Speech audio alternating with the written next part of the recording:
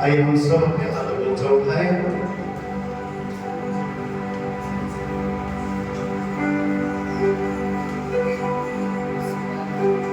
Bible कहता है जिसके अंदर सांस है वो परमेश्वर की स्तुति करे, उसकी महिमा करे, उसकी तारीफ करे,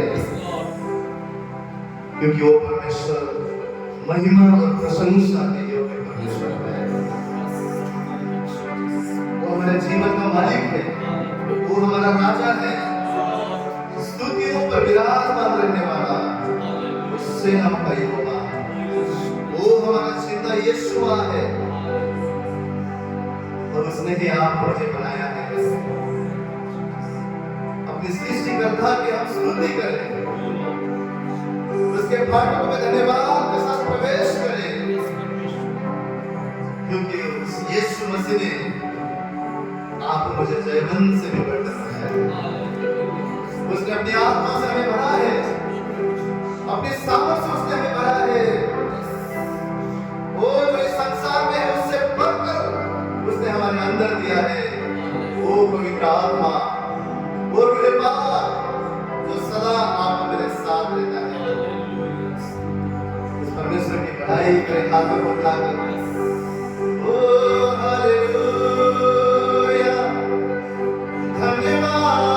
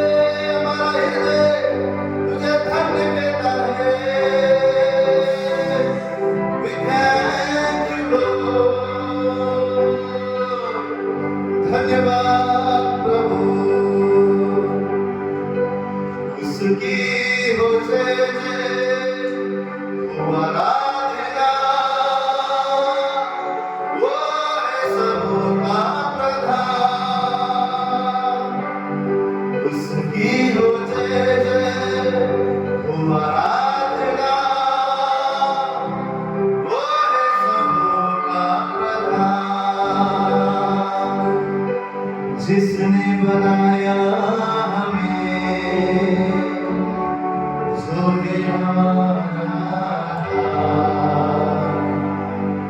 जिसने बचाया हमें वो है हमारा वो है जग का दाता और तारकदार यीशु है, वो है सभी का प्रधान, वो है जग का दाता और तारकदार, वो है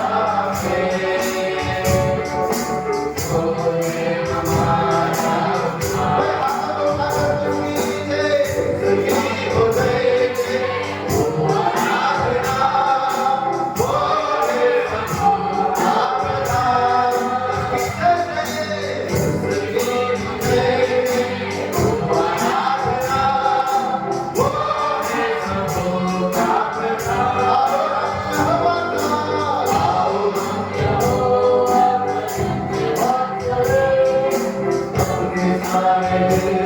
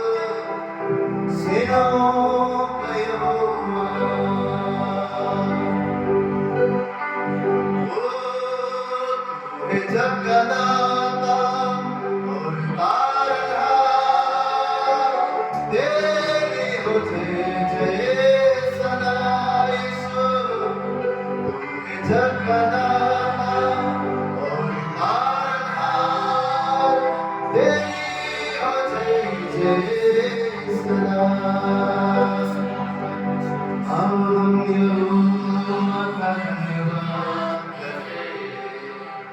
अपने सारे हृदय से वंदना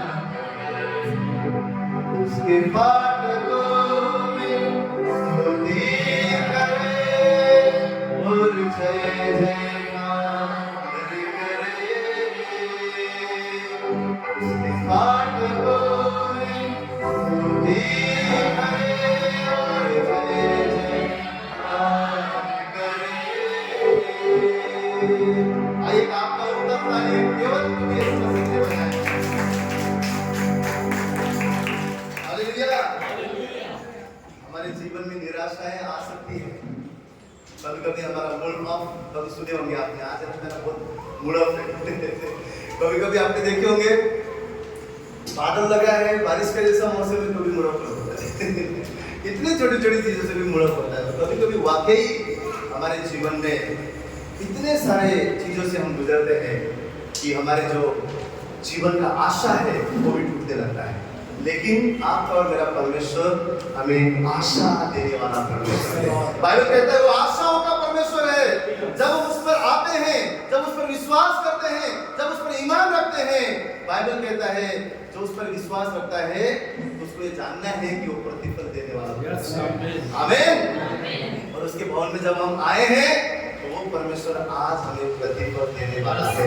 विश्वास कीजिए, आपका आत्मा का जीवन उन्नति पाने वाला है। विश्वास कीजिए, आपके घराना में उन्नति होने वाला है।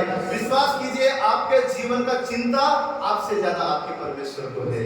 विश्वास कीजिए, अगर आपके विपरीत भी आपके जीवन में हो रहा है, वो परमेश्वर अपनी इच्छा के मुताबिक कार्य करता है। जब आपके जीवन में आप जाने कि मेरे मुताबिक नहीं हो रहा है, विश्वास कीजिए परमेश्वर अपने मुताबिक कर रहा है। क्योंकि आप मेरा युद्ध लड़ने वाला सेनाओं का यहोवा है। हालेलुया। बाइबल कहता है कि वो कार्य कर रहा है। बोलिए यीशु कार्य कर रहा है। यीशु कार्य कर रहा है। बाइबल बोलता है वो हर दिन हमारे बोझ को उठाने वाला परमेश्वर है। हालेलुया। और हमारी बोझ को जब हम हमारी चिंताओं को उस पर डालते हैं तो बदले में हमें क्या मिलता है? शांति, आनंद, पीस। किसका? परमेश्वर दिया हुआ। तो विश्वास करें, आज का दिन परमेश्वर ने बनाया है। वो इतना महिमा का योग्य परमेश्वर। अगला गीत भी यही बोलता है कि अवर्णित। अवर्णित किसको बोलते हैं? जिसको वर्णन करने के लिए कोई शब्द नहीं होता है। वाकई यीशु मसीह के वर्णन करने के लिए हमारे पास शब्द नहीं है। हमारे शब्द फीके पड़ जाते हैं, हमारे शब्द कम पड़ जाते हैं, क्योंकि इतना महिमा से भरा हुआ वो परमेश्वर है, इतना प्रेम से भरा हुआ वो परमेश्वर है। आपको पता है इस संसार में तब तक ही हमको दूसरे से प्यार मिलता है जब हम उसके साथ अच्छा करते हैं। लेकिन परमेश्वर का प्यार क्या है पता है? जब हम उसके विपरीत भी रहते हैं तो भी वो हमें संभालता है, तो भी वो हम पर अनुग्रह करता है, तो भी वो हमारे लिए वफादार रहता है। इसी को कहा जाता है अगापे प्रेम।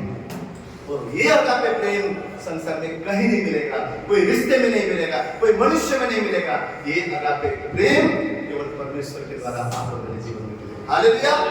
उस प्रेम के लिए हम उसकी स्तुति करें, उसे कहें प्रभु तू वाकई अवर्णित है, मेरे शब्द कम पड़ जाते हैं तेरे वर्णन करने के लिए। तो मिलकर आनंद के साथ दिल की गहराई से परमेश्वर की स्तुति धन्यवाद के साथ हम नाचते हुए करें। आपको एक बात पता है, जो देश में हम जाने वाले हैं वहां पे कोई भी रोना नहीं है, कोई भी आंसू नहीं है, आनंद ही आनंद है, नाचना है, स्तुति है, प्रशंसा है। बाइबल बोलता है वहां पर सदा महिमा से भरा हुआ इस जगह पर, सदा आनंद से भरे हुए जगह पर हम जाने वाले हैं। और हम क्यों ना यहाँ पर भी परमेश्वर की इबादत नाचते हुए, झूमते हुए, उसकी प्रशंसा करते हुए करें। आइए मिलकर इस गीत को गाएंगे।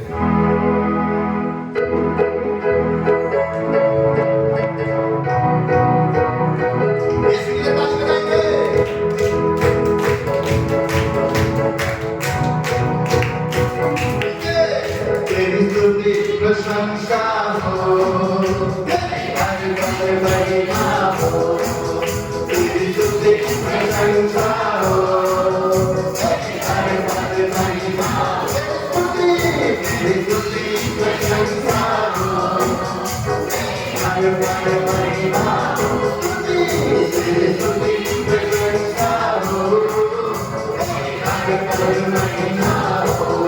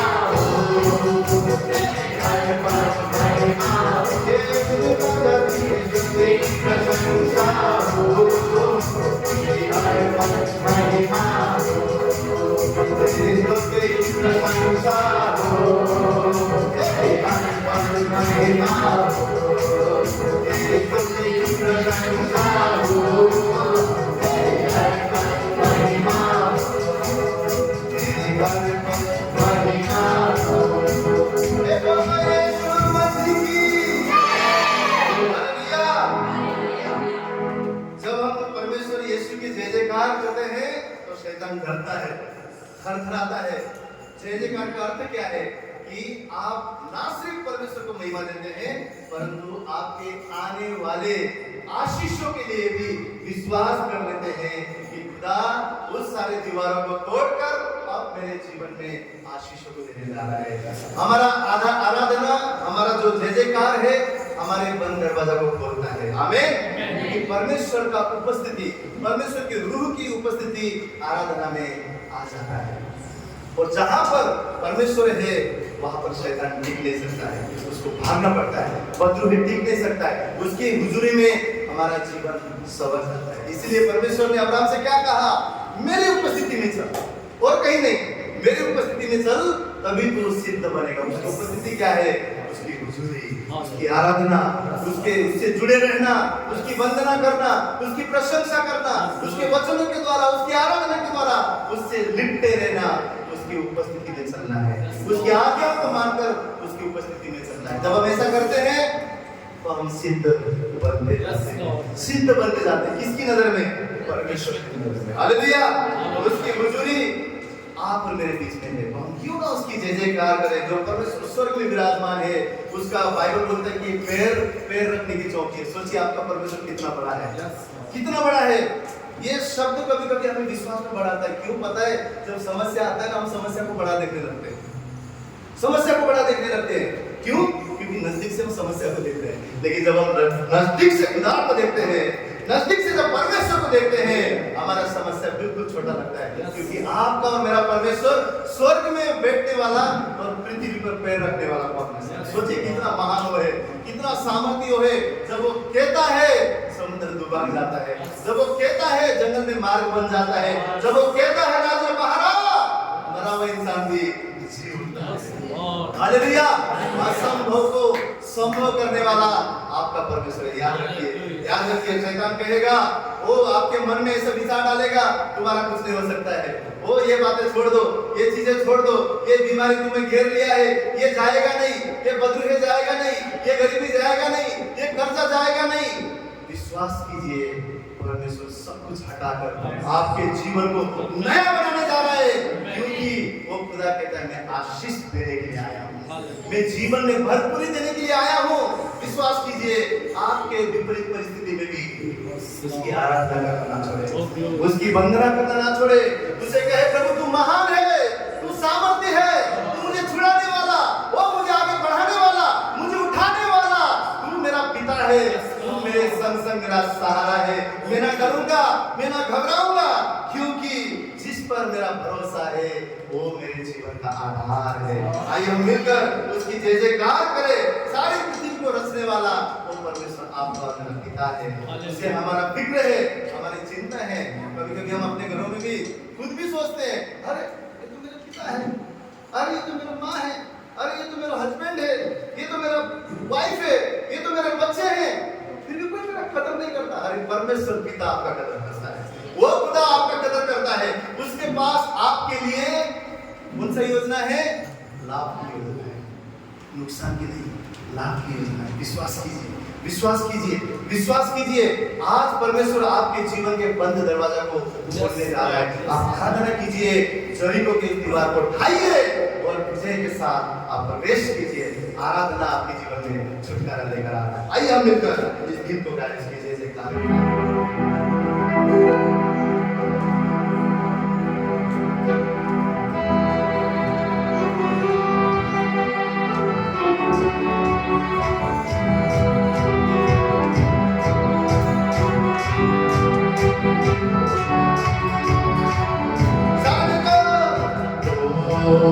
जय जयकार, जय जयकार करे, ओ जय जयकार, जय जयकार करे,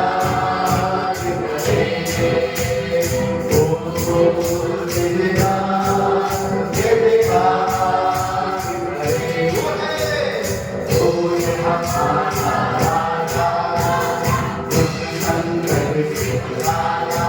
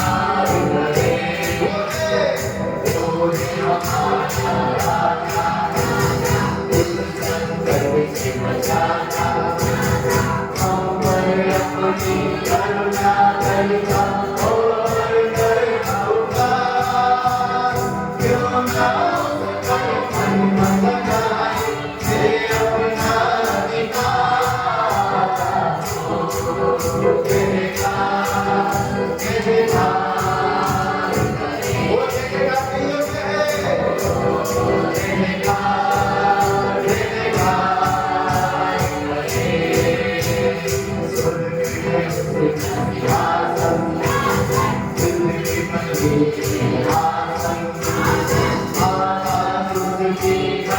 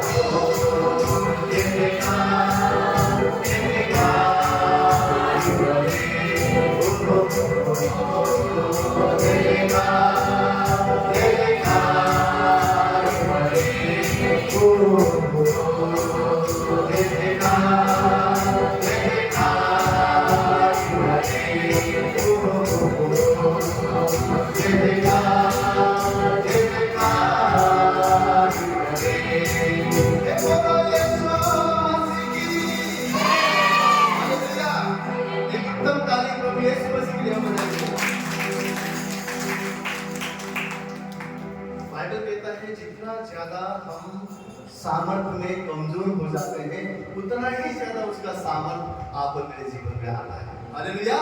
जब अपने सामर्थ में, इसका अर्थ क्या है कि हम अपनी बुद्धि में, अपने सामर्थ में जब हम कम हो जाते हैं तब उसका सामर्थ हमारे ऊपर हावी होता है। और जब परमेश्वर का सामर्थ आता है तो बाइबल क्या कहता है कि हम असंभव को भी संभव कर सकते हैं। उसके सामर्थ के द्वारा हम सब कुछ कर सकते हैं। तो आइए हम मिलकर उसकी महिमा करें। वो निर्बलता में हमारा सामर्थ्य है, उसका प्यार कभी भी हमें छोड़ता नहीं है। तो ऐसे परमेश्वर की भक्ति करें, आराधना करें।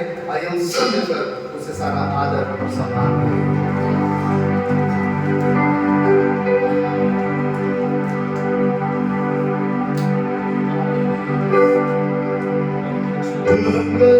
बिखरने न देगा मुझे यीशु मसीह का प्यार, जिसने अकेला न छोड़ा मुझे, ऐसा अनोखा प्यार।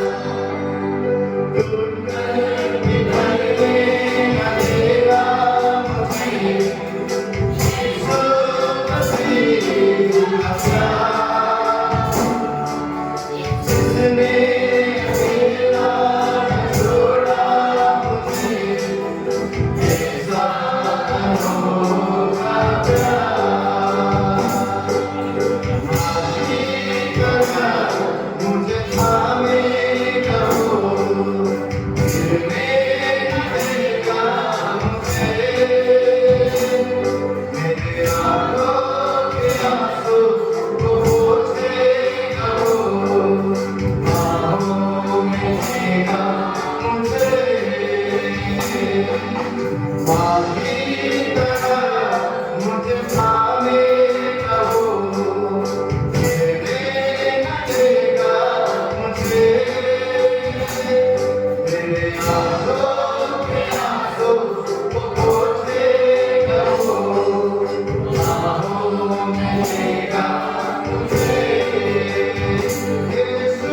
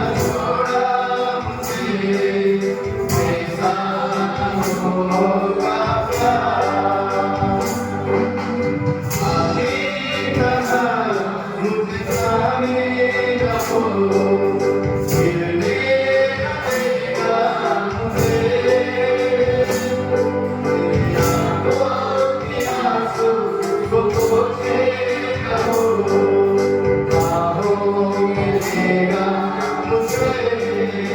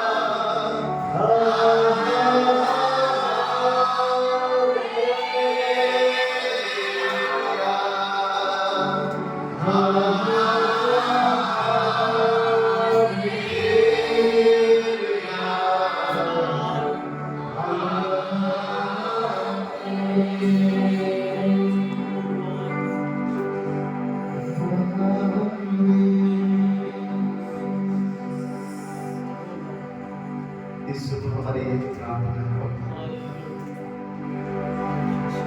कि आशा में स्थिर रहे, आशा रखते हुए तेरे पास बने रहे प्रभु। तो हमारे जीवन के नावों में सवार है,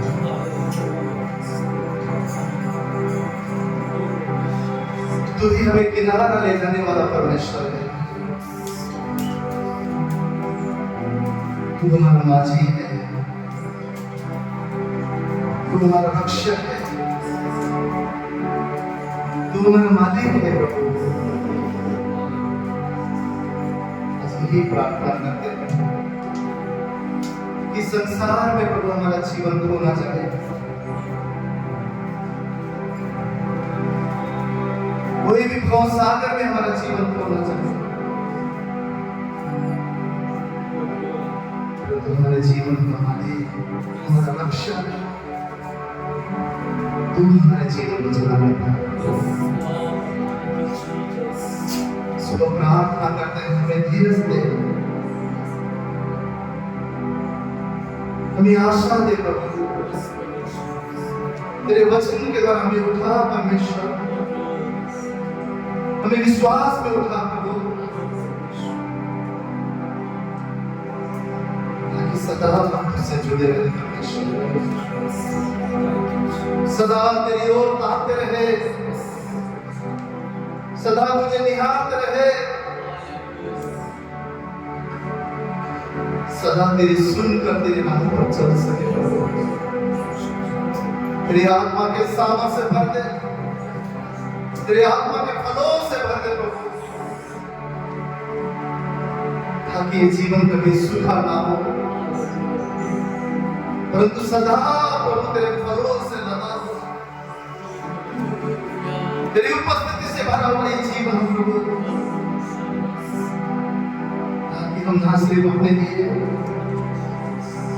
मसीह तेरे राज्य के लिए हम आशीष करें प्रभु।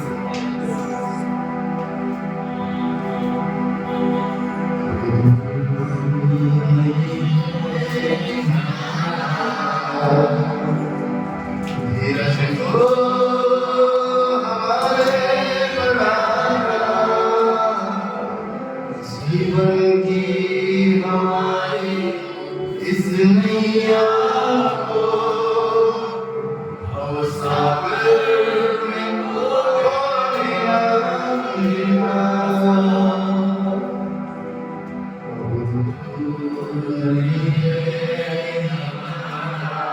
प्रभु। आज कह रहे हैं, मुझे थामे रहो, मुझ में बने रहो, मुझे पकड़ के चलो, मैं तुम्हें पार ले जाने वाला परमेश्वर।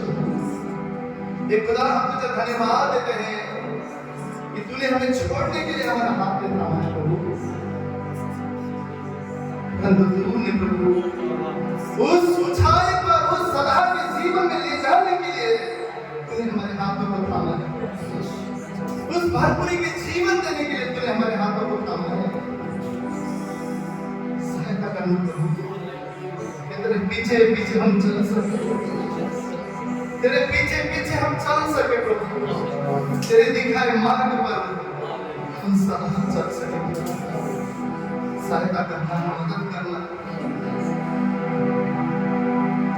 तुझे सारा आदर देते हैं, तुझे सारा सम्मान देते हैं परमेश्वर। तुम्हारी आराधना की तू योग्य परमेश्वर है। हमारे जीवन को तेरे हाथों में समर्पण करते हुए इस आराधना में तो विराजमान है, विश्वास करते हैं प्रभु। हम तुझे सारा आदर करते हैं, धन्यवाद करते हैं इस प्रार्थना विनती को हमारा जीवित उद्धार करता प्रभु यीशु मसीह के नाम से मांगते हैं। हर एक से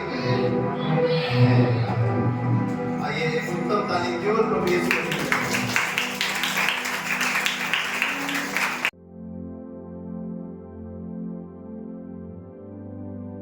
ये वचन में जाने से पहले अपने हृदय को खुदा के हाथ में सौंपो। खुदा से कहें कि परमेश्वर मेरे मन को आज उपजाऊ बुद्धि बना, मेरे मन को आज परमेश्वर तो बिल्कुल मुलायम मिट्टी बना दे खुदा परमेश्वर।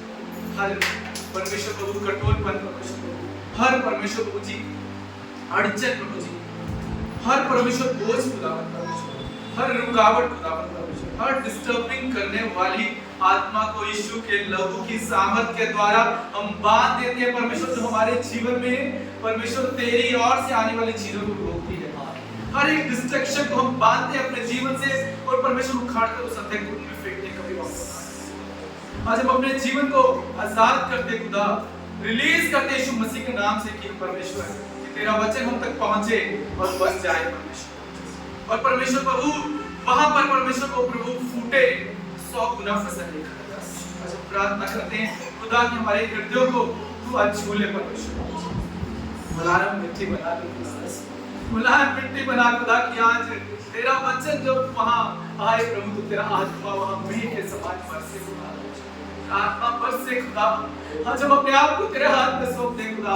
आज हम प्रार्थना करते प्रभु कि इस भवन में या तेरे भवन में कहीं भी हम जब जाएं, सिर्फ हमारा जाना ना हो प्रभु, हमारा जीवन बदलना हो और तेरी उपस्थिति हमारे जीवन में कब्जा करे परमेश्वर, तू ऊपर राज करे परमेश्वर। आज हम खुद को अपने हर एक परमेश्वर बंधुआई से परमेश्वर अगर हमने खुद बांधा है, अगर प्रभु शत्रु ने बांधा है, अगर संसार की चीजों ने बांधा है परमेश्वर, आज हम खुद अपने आप को परमेश्वर अपने आप से आजाद कर दे ताकि हम तुझसे लिपट जाए परमेश्वर, तुझसे बंध जाए परमेश्वर। आज हम कहते हैं परमेश्वर कि उस प्रभु उस वेदी में हमें बांध ले, बांध ले कि हम चाहते कि तुझसे दूर ना जाने पाए परमेश्वर, ताकि कभी हम भटके ना।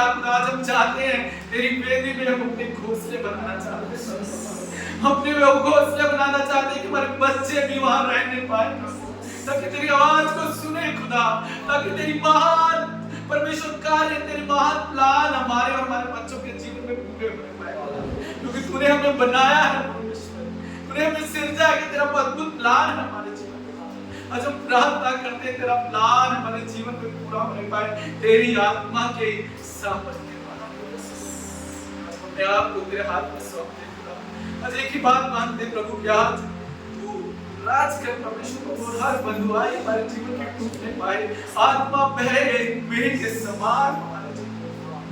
कहता जब तक आत्मा ना बरसे तब तक परमेश्वर तेरा वचन कहता है कि वन फलदायी भूमि नहीं बन सकता। चाहते तेरा आत्मा बरसे, तेरा आत्मा कार्य करे प्रभु कि हमारा जीवन जैसा, हमारा जंगल जैसा जीवन फलदायी हो जाए खुदा। आज हम तेरे हाथ में को सौंपते हैं परमेश्वर, को तेरे हाथ में को सौंपते परमेश्वर। शायद नबी कहता है मेघ बरसेगा और जंगल फलदायी भूमि बन जाएगा। चाहते प्रभु फलदायी होना चाहते हैं, हम वो जिंदगी जीना चाहते हैं जो जिंदगी तू देने आया। अभी आज तू संभाल, हम पर कब्जा कर परमेश्वर, हमें तू चला परमेश्वर, तेरे हाथ में खुद को सौंप देते हैं। हम तो मिट्टी हैं खुदा और तू हमारा कुम्हार है प्रभु जी। आज अपने इस बात को परमेश्वर तू अपनी महिमा के लिए उपयोग कर प्रभु। तू मनुष्य है प्रभु, होने दे प्रभु शब्द प्रभु आत्मा की अगुवाई में होने पाए, सिर्फ हमारा मुख हो प्रभु कि हम एक पात्र है प्रभु और तू हमारा सर है परमेश्वर, तू हमारा मुखिया है प्रभु, तू हमारा राजा है, तू हमारा प्रभु है और तेरी प्रभुता यहाँ होने पाए। आज ये झुंड, आज परमेश्वर ये मंडली खुदा तेरी आत्मा से भर जाए परमेश्वर, तेरे लोग फिर जाग उठे परमेश्वर, फिर उठ खड़े हो परमेश्वर प्रभु, फिर वो जिंदगी वो पाए परमेश्वर प्रभु जो जिंदगी हम देने आए। तेरे हाथ में खुद को सौंप देते हैं परमेश्वर, हम तुम चाहते तू कब्जा कर परमेश्वर, तू हम पर कब्जा कर, जब तक तू हमें ना छुए हम तुझे ना छोड़ेंगे परमेश्वर। उपस्थिति को हमारे बीच में मांगता हाथ में खुद को सौंप दे प्रभु और दुआ करते इस वचन पर अपनी बरकत रख और आशीष रख और हर एक जन को आज जो बच्चे जवान बुजुर्ग हर एक को छू लेना, हर एक आज यहाँ आत्मा से भर कर जाए, नया नया नया जीवन कहिए, नया जीवन में यहाँ से पाकर जाऊंगा, नया जीवन वो जीवन तो देने आया, वो जिंदगी यहाँ से मैं लेकर जाऊंगा। आज नहीं बरसेगा खुदा, आज आत्मा कार्य करेगा खुदा, आज तेरी रूह यहाँ हमारे जीवन को बदलेगी खुदा, आज प्रभु हमारे हर एक बंधुआई टूटेगी खुदा। आज हम दुआ करते हैं परमेश्वर हर एक फिरौन की बंधुआई टूट जाए, टूट जाए हमारे जीवन से खुदा, हर एक ऑब्स्ट्रक्शन हमारे जीवन की टूट जाए, यीशु की लहू की सामर्थ के द्वारा ये जीवन बहने पाए परमेश्वर, बहता सोता हो जाए खुदा परमेश्वर, बहे और परमेश्वर हम बहते बहते वो परमेश्वर उस अनंत जीवन तक पहुंचने पाए और कईयों को इस बहाव में उनको साथ लिए चले खुदा कार्य कर ये हाथ में खुद को सौंप देते तू राज करो तेरी महिमा धन्यवाद देते खुदा धन्यवाद देते सारी महिमा आपको देते प्रार्थना को यीशु के सामर्थ्य के नाम से आमीन।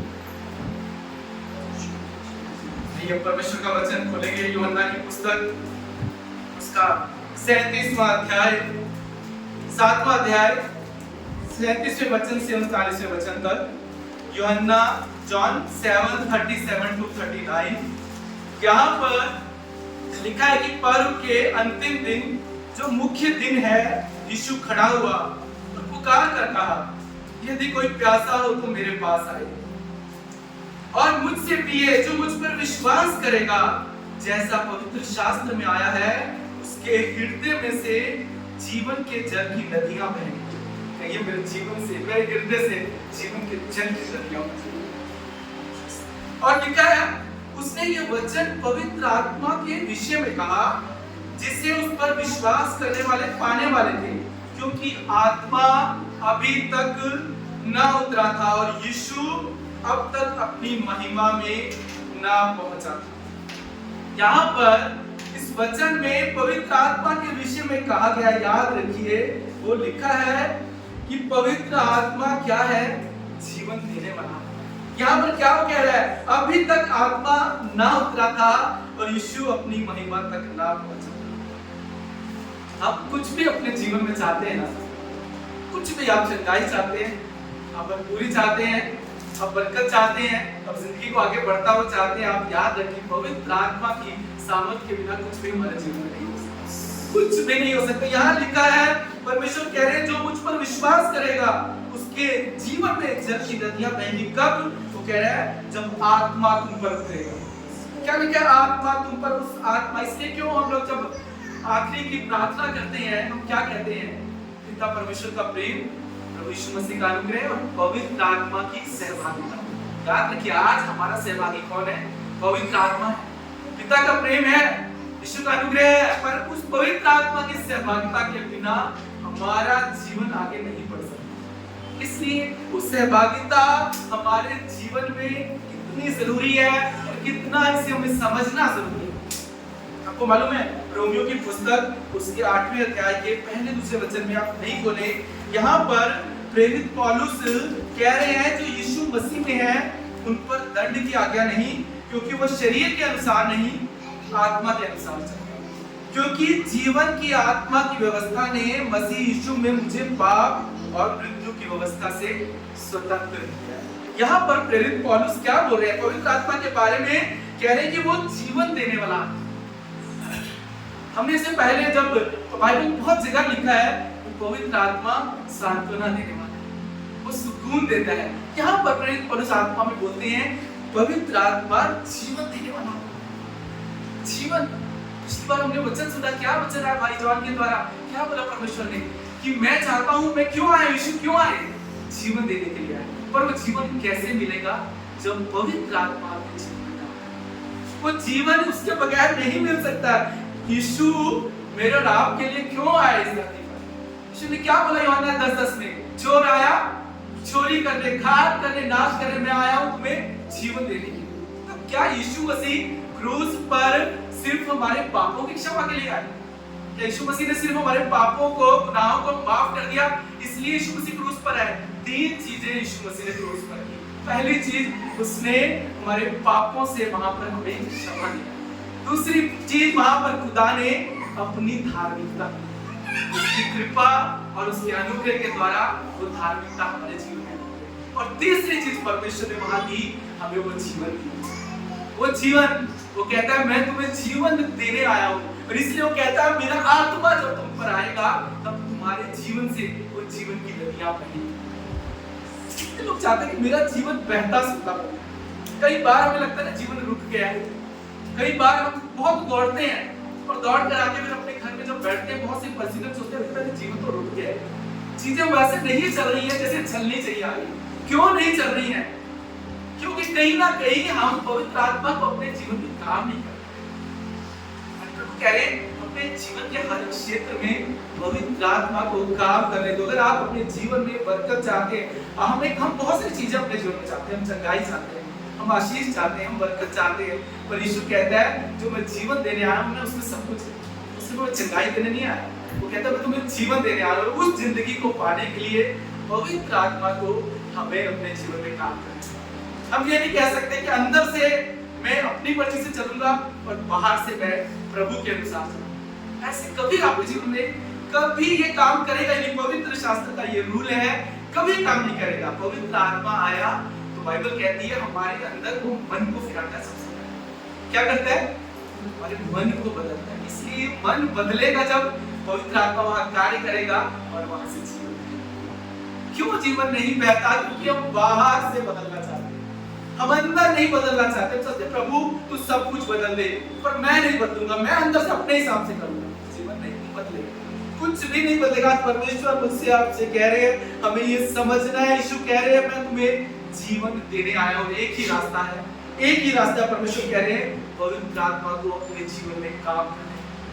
आइए आज हम अपने आप को खुदा के हाथ में सौंपे, प्रभु से कहें कि मेरे जीवन के हर एक क्षेत्र में तू काम कर।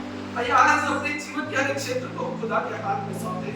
आइए मैं चाहता हूं आइए हम अपने हाथों को उठाएं, सारी बातों को छोड़कर और खुदा से कहें प्रभु आज तेरा आत्मा मेरे जीवन के हर एक क्षेत्र पे वहां काम करे जहां पर मैंने अपना कब्जा करके रखा है। आज मैं हर द्वार को अपने जीवन का वो मैं तेरे हाथ में सौंप देता हूं। खुदावंद जो बंद है अभी तक परमेश्वर, जहां मैं अपनी मर्जी कर रहा हूं, जहां परमेश्वर प्रभु संसार की बातें अभी भी वहां पर परमेश्वर वो बैरिकेड बना के रखी हुई है, जहां शत्रु को मैंने मौका दिया है खुदा कि मेरे जीवन में वो गड़बड़ी पैदा कर रहा है। आइए आज अपने आप को खुदा के हाथ में सौंपे और प्रभु से कहें प्रभु कि तेरा आत्मा आज मेरे जीवन के हर एक क्षेत्र में काम करे। आइए प्रभु के अधीन अपने आप को कर दे। प्रभु से कहें कितने लोग अपने जीवन के जिस क्षेत्र में आज बरकत चाहते हैं, कहिए प्रभु से प्रभु तेरा आत्मा वहां कार्य करे, आत्मा वहां कार्य करे ताकि हर मेरे जीवन का बंद दरवाजा खुल जाए। वो कह रहा है जो प्यासा है मेरे पास आए, वो कह रहा है मुझसे मांगे मैं दूंगा और वो मुझसे पिएगा और जीवन के जल की नदियां तुम्हारे जीवन से बहेंगी। अगर रुका है आज, रुका है आपके जीवन में जल, तो आज खोल दे अपने हृदय को ताकि वो जल बहने पाए और जो बदबूदार जो जीवन है आपका आज वो धुल जाए, वो आत्मा की सामर्थ के साथ। हाय खुदा को अपने हाथ में सौंपे, अपने जीवन में हर रुकावट को साइड करे। अपने खुदा से कहे प्रभु जो ऑब्स्ट्रक्शन मेरे जीवन में है, जो रुकावटें हैं, वो कोई भी हो, बाहर से हो अंदर से हो, खुदा मैं चाहता हूं तू कब्जा कर प्रभु। मैं आगे बढ़ना चाहता हूं प्रभु, मैं आगे चलना चाहता हूं प्रभु, मैं उस सुखदाई बारी में मैं चलना चाहता हूं, मैं जीवन की उन प्रभु जल की नदियों के किनारे चलना चाहता हूं। मैं चाहता हूं प्रभु मेरा जीवन बहता सोता हो ताकि बहुत से लोग मुझसे पिए प्रभु, मेरा परिवार, मेरा घराना, संसार मुझसे तेरी मिठास को, मुझसे तेरे जीवन के जल को पीने पाए। खुदा आज मैं चाहता हूं प्रभु तू कब्जा कर। परमेश्वर यहाँ क्या करे, परम के अंतिम दिन यीशु कह रहे हैं यदि कोई प्यासा है मेरे पास है। परमेश्वर में बरकत देने वाला, आशीष देने वाला, वो कह रहा है महिमा का जीवन जीना है तो तुम्हें उस अधिकार में जीना होगा।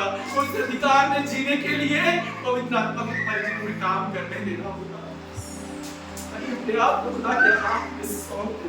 खुदा हमारे जीवन से अपनी महिमा कराना चाहता है।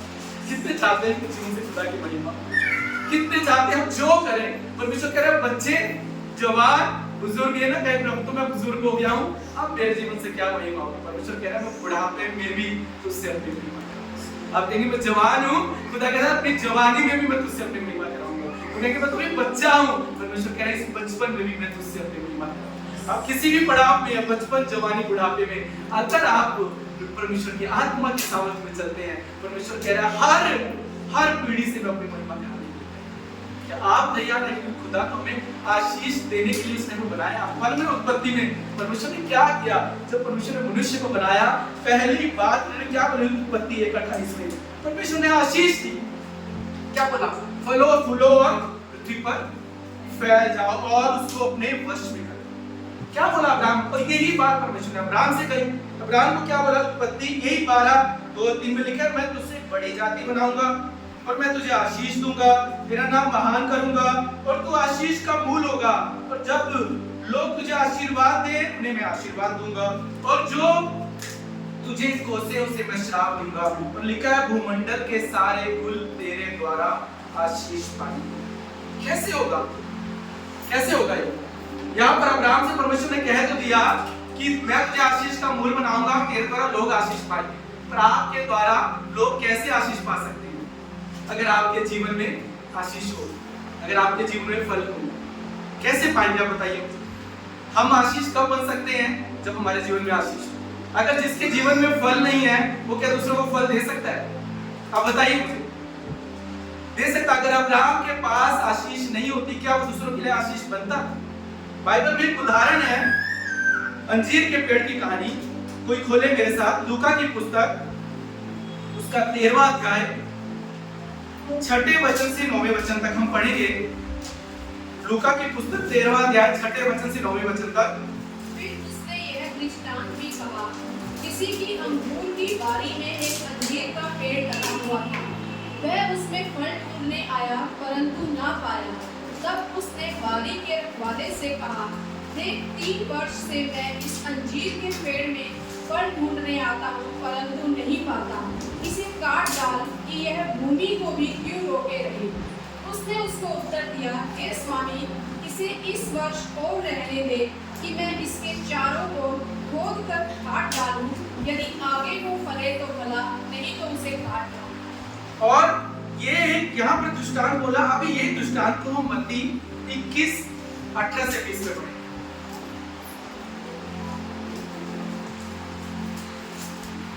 तो जब वह नगर को लौट रहा था तो उसे भूख लगी। सड़क के किनारे अंजीर का एक पेड़ देखकर वह उसके पास गया तो पत्तों को छोड़ उसमें कुछ न पाकर उससे कहा, अब से तुझ में फिर कभी फल न लगे। और अंजीर का पेड़ तुरंत सूख गया। यह देखकर चेलों को अचंभा हुआ और उन्होंने कहा, यह अंजीर का पेड़ तुरंत कैसे सूख गया?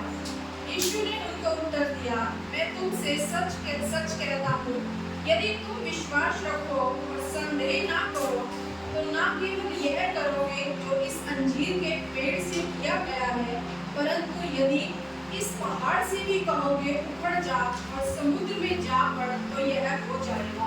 पहले जो हम उदाहरण देखते हैं जहाँ पर परमेश्वर अंजीर के पेड़ की कहानी सुनाते हैं लूका 13 में, वहां पर हम देखते हैं परमेश्वर जब अंजीर के पेड़ के वहां पर एग्जांपल देते हैं तो हम बोलते हैं जब वो आता है तो देखता है कि इसमें हरे पत्ते लगे और उसमें फल दिखाई नहीं देते, तो वो उसे कहता है सूख जाते हैं। कहीं पर सोचता प्रभु, अगर उसमें हरे पत्ते लगे हैं, फल नहीं लगे हैं, कोई बात नहीं ना, आपने सूखने के लिए क्यों कहा? तो कई बार समझ ही नहीं आया इतने साल परमेश्वर क्यों, ठीक है इतने समय पे फल लगेंगे। और फिर मैंने जब यही पत्ती 21:8-20 पे पढ़ा तो 18-20 में, तो यहाँ पर क्या लिखा है कि वहाँ लिखा है जब वह अंजीर के पेड़ के पास आए यीशु ने फल ढूंढे क्योंकि उनको भूख लगी। क्या लगी थी? भूख। यीशु को भूख लगी थी और यीशु को वहाँ फल दिखाई। आप सोचिए अगर कोई नाउम्मीद इंसान है, कोई दुखी इंसान जिसके जीवन में कोई उम्मीद नहीं है, कोई उम्मीद नहीं है, वो उम्मीद ढूंढ रहा है। भूखे का मतलब है जिस बात का वो भूखा है, उसके जीवन में कोई आशा नहीं, वो आशा ढूंढ रहा है। और वो जब आपके पास आता है, आपके पास आता है, तो अगर वो आपके जीवन में वो फल नहीं देखेगा तो क्या वो आपसे उम्मीद करेगा कि ये मेरी प्यास होगी, मेरे को मिटाएगा? क्या करेगा? अगर हमारे जीवन में फल नहीं है तो संसार में जो लोग अकेले हैं, जिनके जीवन में कोई आशा नहीं है, तो हमारे जीवन में क्यों आएंगे हमसे उस आशा को ढूंढने के लिए? क्योंकि हमारे जीवन में तो कोई फल नहीं है। वो कहेगा ये तो यीशु के पीछे चल रहे हैं, इनके जीवन में तो कोई फल नहीं है, इनके जीवन में तो कोई भी मुझे परमेश्वर के जो व्यवहार है, जो बातचीत है दिखाई नहीं देती, तो मैं इनसे कैसे उम्मीद कर सकता? यीशु को इस बात से बहुत चिढ़ हुई। वो कह रहे जब तो अंजीर का पेड़ है, जब मौसम है तो तुम्हें फल मिलना चाहिए।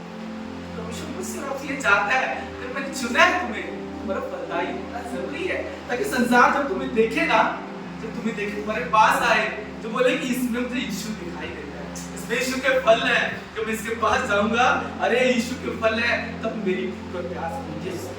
परमेश्वर मुझसे आपसे चाहता है कि हमारा फलदायी होना बहुत जरूरी है। अपने आप से कहिए कि मैं फलदायी होना चाहता हूँ।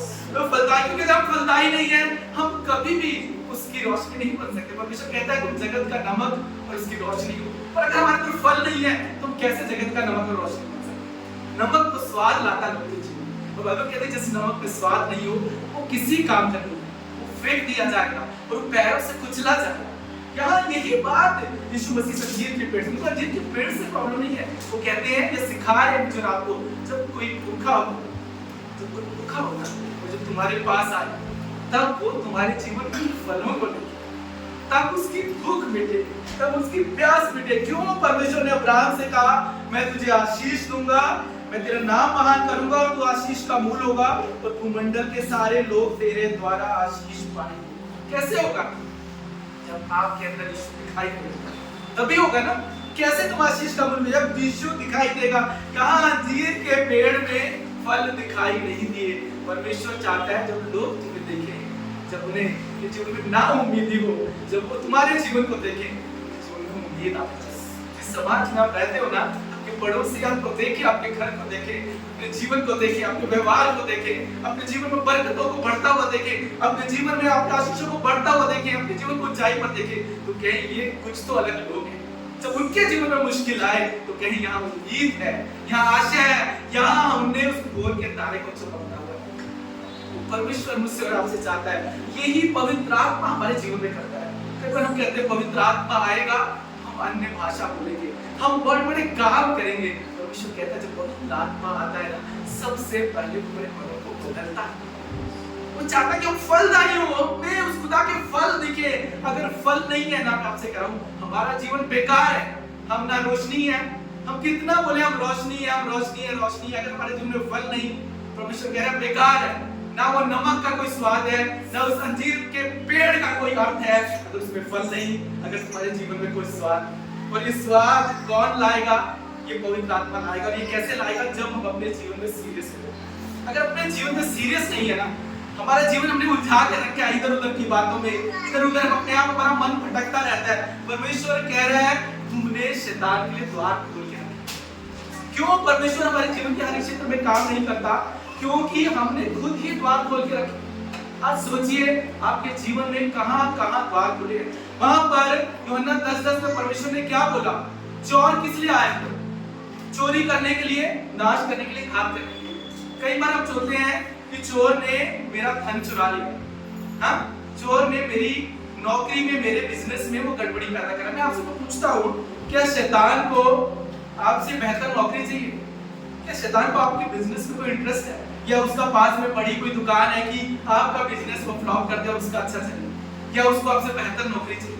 शैतान को कोई इंटरेस्ट नहीं है आपके धन में, आपके बिजनेस में। शैतान ने तो जब परमेश्वर को कहा ना, क्या बोला यीशु मसीह को, तू मेरे आगे झुक जा, मैं सारी दुनिया का वैभव दूंगा। उसके पास सारा धन है, उसके पास सारा वैभव है, पर वो सिर्फ आपके उस जीवन को चुराना चाहता है। यीशु वो रास्ता ढूंढेगा जहां आप द्वार खोलेंगे, उस द्वार से घुसेगा।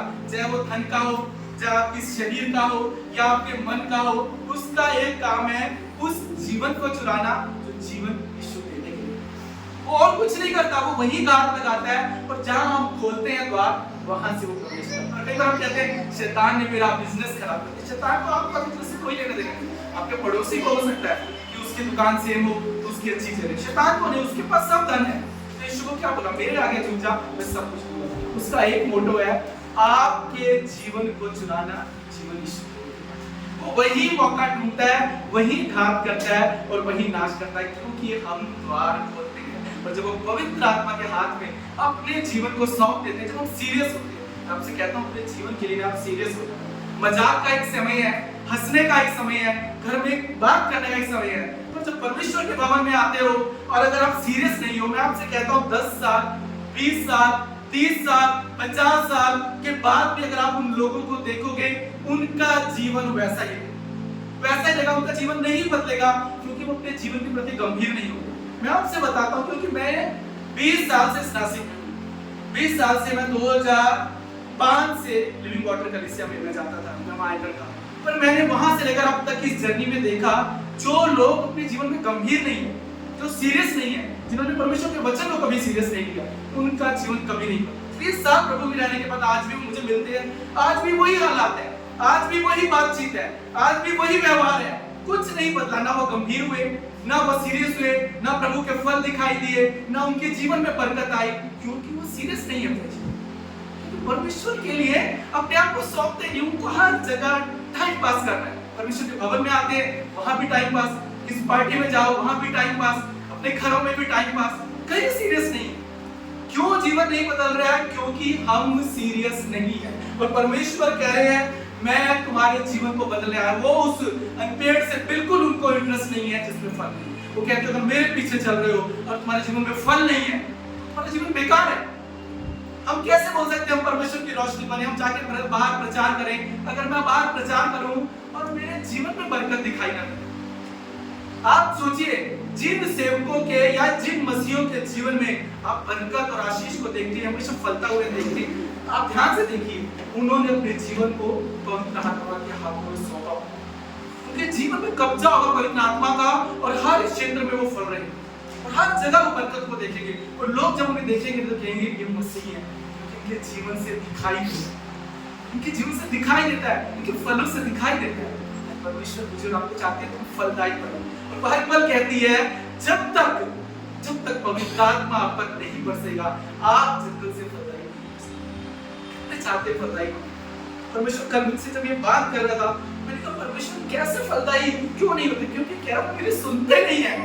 पवित्र आत्मा आपके जीवन को आगे बढ़ाना चाहता है। मालूम है पवित्र आत्मा कैसे काम करता है? जब पवित्र आत्मा आपके जीवन में आएगा ना, आप नॉर्मल से परमेश्वर के फेवर में आ जाएंगे। जैसा आप दौड़ते होंगे ना, उससे तेज गति में दौड़ेंगे और अपनी आशीषों तक पहुंच जाएंगे। एक होती है प्रगति और एक होती है परमेश्वर की ओर से बहाना। प्रगति हमारी छोटी छोटी मेहनत से 100 से 60 तक हम 150 में पहुंचेंगे, पर जब परमेश्वर हमारे जीवन में आता है तब हम ऐसे दौड़ेंगे ना, पवित्र आत्मा की अगुवाई में आप उन स्थानों में जहाँ 60 साल लगेंगे 5 साल में। ये पवित्र आत्मा काम करता है। आपको ये समझना है, अगर आपको वहां तक पहुंचना है, खुदा की योजना तक 60 में पहुंचना है, 90 में नहीं। और ये नहीं कि ऊपर जाके प्रभु इस धरती पे तो दुखी है। मत उस वचन को क्लेम कीजिए कि बाइबल में लिखा है इस धरती पे क्लेश होंगे। क्लेश का मतलब है इस जीवन में आपको बहुत सारी अड़चने आएंगी, बहुत सारी रुकावटें आएंगी। क्लेश का मतलब नहीं है कि आप गरीब हो गए, आप बीमार हो गए, आप इन चीजों को क्लेश होते हैं तो आपने द्वार खोले हुए। क्लेश का मतलब है लोग रुकावट आएंगे, आपके अपने आप को विपरीत हो जाएंगे। मैं जब प्रभु में आया, मेरे जो अपने हैं, मेरे पेरेंट्स ने मुझे बोला आप यहाँ लिख कर दे दो, इस प्रॉपर्टी में से तुम्हें कुछ नहीं मिलेगा क्योंकि आप इस रास्ते पे चल रहे हो। ये परमेश्वर ने कहा है, तुम्हारे अपने तुम्हारे विरुद्ध खड़े होंगे। पर परमेश्वर ने ये नहीं कहा कि मैं तुमसे कुछ रख छोड़ूंगा। वो कहता है जब मैं अपना पुत्र तुम्हें दे दिया तो इस धरती पे मैं और तुम्हारे लिए क्यों रख छोड़ूंगा? क्यों वो रखेगा आपके लिए? फिर क्यों आप नहीं पहुंच रहे हो? मेरे माँ बाप ने तो सब कुछ ले लिया, सब कुछ मेरे कोर्ट में लिख के दिया, और इसी शहर में परमेश्वर मुझे लेकर चला गया। परमेश्वर ने हमें यहाँ बसाया और परमेश्वर अपनी महिमा हमसे करा रहे। मैं आपसे कहता हूँ मेरे जीवन का ये एक्सपीरियंस है, क्यों आज लोग यहाँ से यहाँ तक नहीं पहुंचे 20 सालों में, क्योंकि खुदा के हाथ में नहीं सौंपा, कभी जीवन में सीरियस नहीं, कभी खुदा को अपने जीवन में काम नहीं करने दिया। आपको मालूम है पवित्र आत्मा कैसे काम करता है? फिलिप्पुस में प्रेरितों की पुस्तक में लिखा है, फिलिप्पुस एक बार बैठा होता है, अपना काम कर रहा था, पवित्र आत्मा से कहते हैं, फिलिप्पियंस 8:29 में लिखा है, वहां आत्मा उसके पास जाता है और उससे कहता है कि वहां पर एक कुछ देश का अधिकारी जा रहा है। प्रभु का आत्मा उससे कहता है उससे जाकर बात कर और उससे पूछ कि ये जो किताब पढ़ रहा है कैसे समझता है कि नहीं। बाइबल में लिखा है वो जो फिलिप्पुस था वो उस रथ के पीछे भागने लगा। सोचिए एक रथ पहले से दौड़ रहा है और वो उसके पीछे दौड़ रहा है, कैसे वो उसके साथ दौड़ सकता है? रथ की स्पीड कितनी होती है? बाइबल कहती है पवित्र आत्मा ने उसको वो सामर्थ दी कि वो इतना तेज दौड़ने लगा, उसके साथ साथ दौड़ने लगा। साथ साथ यहाँ तक कि वो क्या पढ़ रहा है वो भी वो देखने लगा, उससे बात करने लगा। सोचिए जब पवित्र आत्मा आपके जीवन में आएगा ना, आपकी गति को बढ़ा देगा। आप अपने डेस्टिनेशन पे ऐसे दौड़ कर पहुंचेंगे, परमेश्वर समय से पहले आपको पहुंचाएगा और आपके जीवन को बदलेगा। आज अपने जीवन को खुदा के हाथ में सौंपे, पवित्र आत्मा को काम करने दें, परमेश्वर आपकी गति को बढ़ाएगा। आप बढ़ना चाहते हो पर उसके लिए गति भी तो बढ़नी चाहिए ना। और हमारी गति से हम नहीं कर सकते। कभी कभी हम कहते हैं पुत्र मेहनत करनी है, पर परमेश्वर कहता है ना बल से ना शक्ति से, पर मेरी आत्मा की सामर्थ के द्वारा। ये परमेश्वर मेरे और आपके जीवन में चाहता है। और परमेश्वर कहता है ये कैसे होगा, कौन बदलेगा, पवित्र आत्मा बदलेगा। पवित्र आत्मा ही हमें फलदायी बनाता है, पवित्र आत्मा ही हमें बदलता है, वो मनुष्य बनाता है कि जब हम खड़े हो तो हमसे खुदा की महिमा होगा। ये पवित्र आत्मा काम करता है, ये परमेश्वर का प्लान है। मैं आपसे कह रहा हूँ ये आपका प्लान नहीं है। कभी कभी हम कहते हैं मैंने यीशु को चुना, मैं यीशु के पीछे चला। पता है मैंने क्या क्या परमेश्वर के लिए छोड़ा? पता है आपको कि मैंने डिसीजन लिया। बाइबल कहती है, यूहन्ना की पुस्तक में लिखा है कि आपने उसको नहीं चुना, परमेश्वर ने आपको चुना है। क्यों चुना है? कि आप फल लाओ और आपका फल बड़ा है। खुदा ने आपको चुना है। कभी हाँ ये हमारा डिसीजन, वो हमें चुनता है, हाँ और ना कहना हमारा डिसीजन। आज भी वो हमें आशीष देता है, आज भी कहता है आत्मा की सुनो। डिसीजन हमारा है, बस चुनता वो है और नियुक्त भी वो करता है। तो परमेश्वर वो कह रहा है कि मैं तुम्हें फलदायी बनाऊंगा। आज कहिए कि मैं फलदायी होना चाहता हूं। मैं अपनी आंखों को बंद कीजिए, खुदा से कहिए आई मस्ट बी फ्रूटफुल। मैं फलदायी होना चाहता हूं तेरी आत्मा की सामर्थ के द्वारा। और मैं जानता हूं तू सब कुछ कर सकता है, तू कर सकता है, तेरे लिए कोई बात असंभव नहीं। तू तो जीवन को बहाल करने वाला परमेश्वर, तू जीवन को बहाल करने वाला परमेश्वर है, सब कुछ लौटा कर लाने वाला परमेश्वर। तू बहाली का परमेश्वर है, तू जीवन देने वाला परमेश्वर है। तू किसी भी अवस्था में हमारे जीवन को बहाल कर सकता है। You are the God of restoration. तू बहाली का परमेश्वर।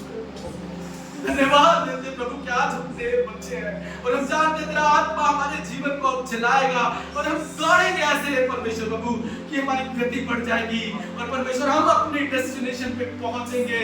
हे परमेश्वर समय से पहले हम बरकत और आशीष को अपने जीवन बाइबल में लिखा है। यशायाह की पुस्तक खोलिए कोई मेरे साथ, 41वां अध्याय 18वें से 20वें वचन तक। आज परमेश्वर आपसे मुझसे कुछ कह रहे हैं। क्या मैं तुम्हारे जीवन में कर सकता हूँ? क्या मैं तुम्हारे जीवन में कर सकता हूँ? यशायाह की पुस्तक उसका 41वां अध्याय 18वें वचन से 20वें वचन। वो कहता है मैं मूंडे टीलों से भी नदियां और मैदान के बीच में सोते बहाऊंगा। मैं जंगल को ताल और निर्जल देश को सोते ही सोते कर दूंगा। मैं जंगल में देवदार, बबूल, मेहंदी और जैतून लगाऊंगा। मैं अराबा में सनोबर, चिनार और चीड़ इकट्ठे लगाऊंगा, जिससे लोग देखकर जान ले और सोच समझ ले और पूरी रीति से समझ ले कि ये यहोवा के हाथ का किया हुआ। कहिए यहोवा के हाथ का किया हुआ और इस्राएल के पवित्र का सृजा हुआ। कह रहे मैं क्या कर सकता हूँ? तुम जानते हो मैं जीवन को बहाल करने वाला था। कैसे बहाली होती है? तो मालूम है कैसे बहाली? जब कोई चीज किसी के जीवन में 9 महीने में, आपके जीवन में नहीं, जीवन में 10 साल लगे, 7 साल लगे, और परमेश्वर जब फिर वो काम करेगा वो बहाल करके लाएगा। वो 10 साल लौटा के फिर परमेश्वर आपके जीवन में आपके सूखे टीले को वो कहता है मैं नदियां बना दूंगा। नदियां क्या बोल रहे हैं आप समझिए। यहाँ पर वो कह रहा है मैं मूंडे टीले से नदियां, मैदान के बीच में सोते, जंगल को तार, जंगल में देवदार, रेगिस्तान में सनोबर यानी हरियाली लगाऊंगा। परमेश्वर कह रहा है अराबा में चिनार, चीड़ और सनोबर। पढ़ रहा था परमेश्वर ये कैसे पेड़ है? सनोबर, चीड़ और चिनार। बाइबल कहती है आप गूगल में ढूंढेंगे ये जो पेड़ है ना ये सदा हर मौसम में फल, हर मौसम में सूखा, बारिश तो कुछ बिगाड़ नहीं सकते। बारिश आ जाए चिनार और चीड़ के पेड़ तब भी हरियाली में रहते हैं क्योंकि उनकी जड़ें, रेगिस्तान में भी उनकी इतनी जड़ें मजबूत होती हैं, वो बने रहते हैं, हर मौसम को वो झेल लेते हैं और हर मौसम में बने रहते हैं। परमेश्वर आज मुझसे और आपसे कह रहे हैं मैं तुम्हें ये बनाना चाहता हूँ। क्या तुम बनना चाहते हो? वो कह रहे हैं मैं तुम्हारे सूखे जीवन में, परमेश्वर कह रहे हैं मैं सनोबर, अराबा में, अराबा मतलब रेगिस्तान में सनोबर, चिनार और चीड़ लगाऊंगा। वो परमेश्वर कह रहे हैं इसलिए जब अंजीर के पेड़ को देखते हैं परमेश्वर दुखी हो जाते हैं। कह रहे मैं तो तुम्हें चिनार बनाना चाहता हूँ और तुम्हारे जीवन में फल ही नहीं दिखाई दे रहे। कैसे लोग तुमसे भूख मिटाएंगे? कैसे लोग तुम्हारे पास आए जब तुम्हारे जीवन में फल नहीं देखेंगे? वो क्या पाएंगे? वो कैसे तुमसे यीशु को जानेंगे? कैसे मेरा राज्य बढ़ेगा? परमेश्वर जो आपको चुना है उसका राज्य बढ़े। हमारे हर काम से हमने नौकरी दी है, उस नौकरी में खुदा चाहता है कि हमसे खुदा का राज्य बढ़े। परमेश्वर ने हमें सेवा का काम दिया है, उस से परमेश्वर का राज्य बढ़े। जिस सोसाइटी में आप रहते हो वहां उसकी रोशनी बनकर चमको। पर कैसे होगा जब हम अंजीर के पेड़ के समान फल नहीं। परमेश्वर कह रहे हैं कि मैं तुम्हें क्या बनाना चाहता हूँ और तुम क्या बने हो, क्या बने हो। मसीह के जीवन की गति को मैं आपसे बताता हूँ। पवित्र आत्मा के हाथ में सौंप दीजिए, ऐसे आपको दौड़ाएगा ना, ऐसे आपको उन स्थानों पर पहुंचाकर लेकर जाएगा आप सोच नहीं सकते। पर आपको सौंपना होगा। हम सौंपना नहीं चाहते, हमारी प्रॉब्लम यही है, हम अपनी मर्जी करना चाहते हैं, अंदर से हम नहीं बदलना चाहते, बाहर से चाहते हैं परमेश्वर मर्जी। और ये बाइबल में काम नहीं करेगा, ये कभी काम नहीं करेगा। मैं आपसे कहूं कभी नहीं करेगा, क्योंकि हमारा परमेश्वर उसूलों का परमेश्वर अपने उसूलों से नहीं बदलता। हम बाहर कितने अपने आप को फाड़ लें, हम कितने झुक जाए, लेट जाए, दंडवत करें खुदा के लिए, झुक जाए, वो नहीं खुश होता। मनो को बदलो।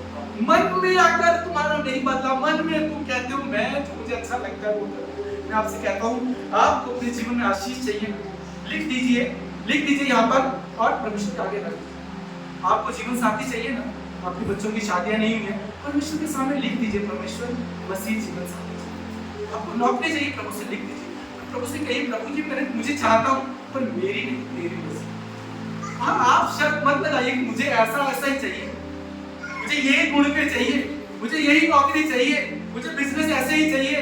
परमेश्वर के हाथ में सौंप दे। यीशु मसीह ने भी अपने पिता से कहा प्रभु कि मेरी नहीं तेरी इच्छा। ये हमें समझना है, हम चाहते हैं हमारी इच्छा पूरी हो और परमेश्वर हमारे हिसाब से काम करे, और ये कभी काम नहीं होगा, ये कभी सफल नहीं होगा। अपने जीवन को हमें सीरियस होना है और हमें अपने जीवन में सिर्फ ये पवित्र शास्त्र में जो आखिरी में हम देते हैं आपको आशीष के वचन कि पवित्र आत्मा की सहभागिता कहने के लिए नहीं, हमारा जीवन चलना चाहिए। परमेश्वर प्रकाशित वाक्य 22:17 में वहाँ आखिरी अध्याय है, वहां पर भी लिखा है कि आत्मा और दुल्हन दोनों के।